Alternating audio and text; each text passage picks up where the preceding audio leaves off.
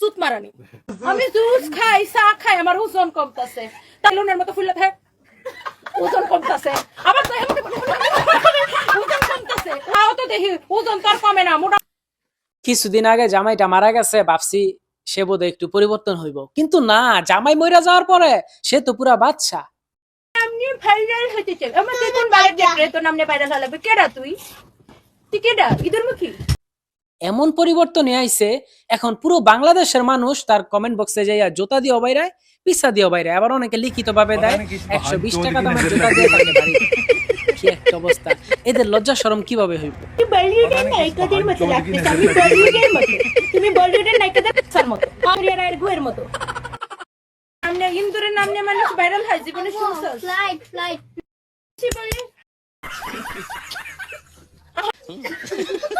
এটা সুন্দর ও মাই গড এখানে আসে ভাইয়া